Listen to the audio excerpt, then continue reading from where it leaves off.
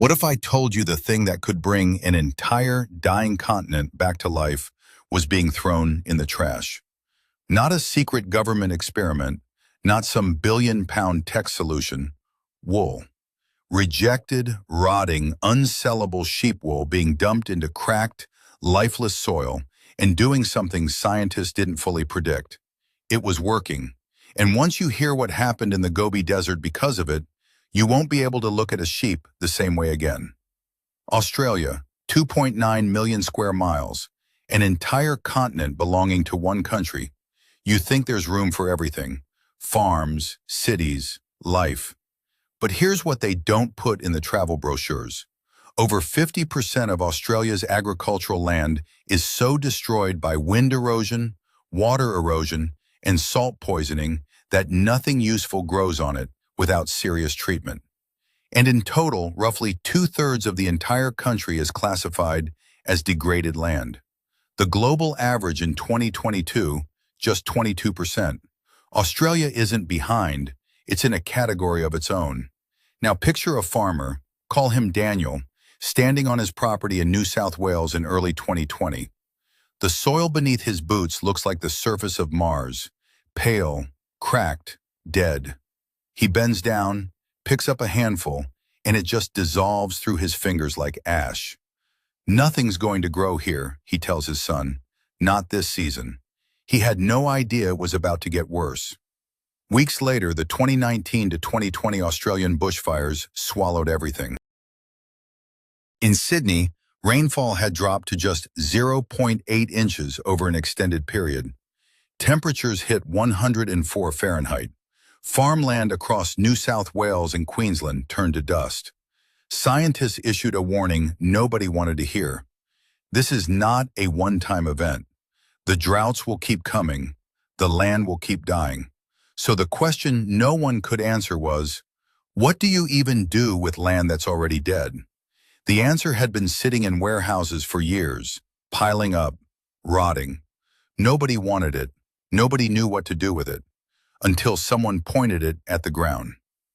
Para entender a verdadeira dimensão do que foi perdido, precisamos voltar no tempo, para uma época em que o solo australiano não era um deserto cinzento. Antes da chegada dos colonizadores e da introdução maciça da pecuária intensiva, essas vastas extensões de terra abrigavam um ecossistema complexo e surpreendentemente resiliente. Bilhões de micro-organismos, fungos subterrâneos e plantas nativas com raízes profundas trabalhavam em harmonia para reter cada gota da escassa água que caía do céu. Estima-se que a camada superficial desse solo antigo era tão rica em matéria orgânica que funcionava como uma esponja gigante, capaz de sustentar florestas de eucaliptos densas e savanas vibrantes. Mas o equilíbrio era frágil. A introdução de milhões de animais de cascos duros e pesados, algo para o qual a evolução local não havia preparado o terreno, iniciou uma destruição sistemática. O pisoteio constante compactou a terra, destruindo os canais naturais de ventilação do solo. Sem espaço para o oxigênio e para a água, a microbiota subterrânea simplesmente sufocou. O que parecia uma decisão econômica perfeitamente razoável na época, transformar o continente na maior pastagem do planeta para atender à explosiva demanda global por tecidos e carne, gerou uma mecânica de degradação inevitável. Cada árvore derrubada para abrir espaço para o pasto reduzia a umidade local. Menos umidade significava menos chuva. Menos chuva transformava o solo em poeira. A reação em cadeia foi implacável e invisível para a maioria. Quando as plantas nativas desapareceram, o lençol freático começou a subir, trazendo consigo toneladas de sal das profundezas da terra para a superfície, em um fenômeno conhecido como salinização por infiltração, que envenenou as raízes das poucas culturas que ainda resistiam. O custo financeiro dessa negligência ecológica foi astronômico, drenando bilhões de dólares da economia rural todos os anos em perdas de safra e subsídios de emergência para secas crônicas. Famílias inteiras de agricultores perderam o sustento, e vilas inteiras no interior do continente foram abandonadas à medida que a poeira avançava. Chegamos então ao ponto de crise máxima, o momento em que as soluções convencionais falharam de forma retumbante. Os fertilizantes minerais sintéticos, que antes forçavam a terra a produzir, tornaram-se inúteis. Sem matéria orgânica para segurá-los, os produtos químicos eram simplesmente levados pelo vento ou pelas raras e violentas tempestades, poluindo os rios e deixando o solo ainda mais ácido, estéril e endurecido. A ciência tradicional parecia encurralada em uma armadilha perfeita. Para recuperar o solo, era necessária água e vegetação. Mas a vegetação não podia crescer sem água. E a água não parava em um solo desprovido de vida. Ninguém acreditava que haveria uma saída para aquele cenário de terra arrasada. Enquanto isso, do outro lado dessa crise ecológica, a indústria têxtil enfrentava o seu próprio colapso silencioso. Armazéns por todo o país estavam superlotados com fardos de uma riqueza esquecida. A queda drástica nos preços internacionais e a rejeição de toneladas de fibras por pequenos defeitos estéticos criaram uma montanha de resíduos biológicos que ninguém sabia como descartar. Foi nesse cenário de desespero duplo, onde a falência econômica encontrou a morte biológica da Terra, que o impensável aconteceu. Foi nesse cenário de colapso duplo que surgiu uma aliança completamente inesperada, unindo cientistas do solo, engenheiros mecânicos e criadores de ovelhas tradicionais que até então operavam em mundos totalmente isolados. Cooperativas agrícolas que antes ignoravam os alertas ambientais sentaram-se à mesma mesa que ecologistas e pesquisadores universitários. O laboratório de testes práticos foi montado em uma propriedade experimental devastada no interior da Austrália, liderada pelo pesquisador de biologia do solo, Arthur Vance. Ele decidiu testar o que aconteceria se cobrissem a terra estéril não com produtos químicos caros, mas com a fibra biológica rejeitada pelo mercado. Máquinas industriais adaptadas trituraram a lã crua e a transformaram em pequenos pellets densos. A análise química inicial dessa fibra revelou uma verdadeira bateria biológica de liberação lenta. A estrutura da lã é composta por 50% de carbono, 14,6% de nitrogênio, 5% de enxofre, além de traços essenciais de cálcio, magnésio e ferro. Quando esses pellets foram inseridos no solo seco, a uma profundidade controlada de 15 centímetros, ocorreu a primeira grande surpresa. Os modelos de computador previam que a lã levaria anos para se decompor e liberar nutrientes em um ambiente tão árido. Mas a natureza agiu de forma completamente diferente do esperado. Em vez de permanecer inerte, a lã funcionou como uma esponja molecular imediata. Ela absorveu até 20 vezes o seu próprio peso em umidade durante uma chuva leve, e em vez de deixar a água evaporar sob o calor de 104 Fahrenheit, liberou-a gota a gota, exatamente no ritmo exigido pelas raízes das plantas. Em menos de 3 meses, áreas que eram apenas poeira compactada começaram a registrar o surgimento de micélios de fungos benéficos e uma porosidade que permitia ao solo respirar.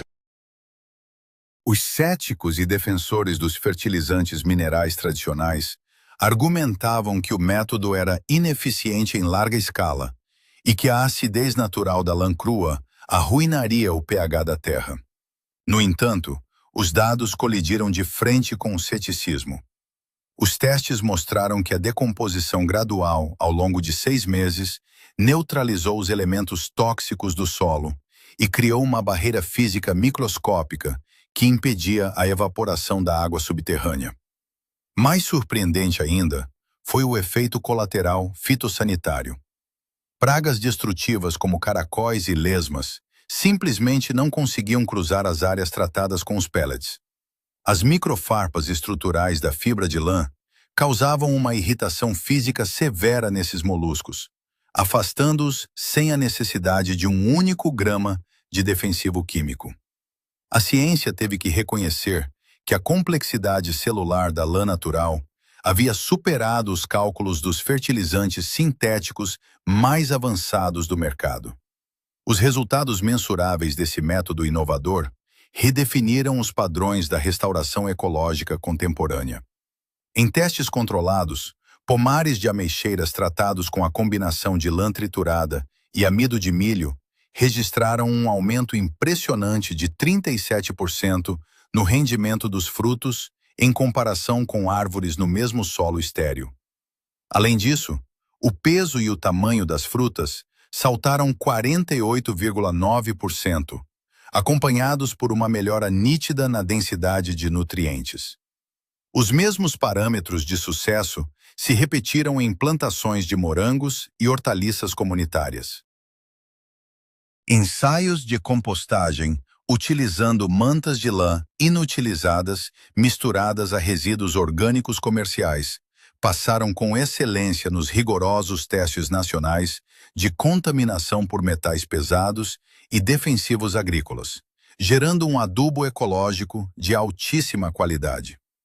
O desenvolvimento subsequente da versão fertilizante líquida permitiu aplicações via pulverização, desencadeando a síntese de aminoácidos que aceleram o crescimento das raízes e otimizam a fotossíntese ao elevar a concentração de clorofila. Fora da Austrália, o impacto foi ainda mais radical. Na seção mongol do deserto de Gobi, a aplicação de pellets de lã em áreas com apenas 1% de cobertura vegetal elevou esse índice para uma faixa entre 50% e 60%. Mais do que recuperar a densidade vegetal, o método aumentou a diversidade de espécies nativas em 40%, provando que a lã é mais eficaz para a recuperação de solos em condições extremas do que os fertilizantes minerais tradicionais. Esse sucesso trouxe benefícios econômicos e ecológicos colaterais que não haviam sido previstos no planejamento inicial. A estrutura da lã no solo reduziu drasticamente o risco de enxurradas e a erosão provocada pelo vento, além de criar novas linhas de receita para pecuaristas locais através da venda de subprodutos antes considerados lixo. No entanto, o processo trouxe discussões honestas sobre custos logísticos. A transformação de toneladas de lã bruta em pellets exige maquinário específico e energia, um investimento inicial que pequenos produtores rurais ainda têm dificuldade em arcar sem apoio financeiro. O ceticismo desses agricultores não é um erro, mas uma pergunta justa sobre a viabilidade econômica de longo prazo de suas propriedades. Atualmente, essa abordagem já está sendo expandida e adaptada para a estabilização de trilhas nas montanhas da Noruega e no combate à desertificação em áreas degradadas da Ásia Central. Essa mudança prática força um repensamento profundo sobre a nossa relação com o consumo e com os recursos naturais.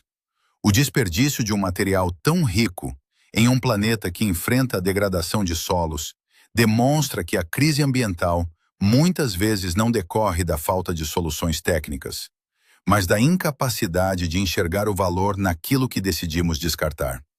O solo que pisamos não precisa de novos compostos sintéticos criados em laboratório. Ele precisa apenas que parem de enterrar em lixões a própria matéria viva que a evolução levou milhões de anos para aperfeiçoar.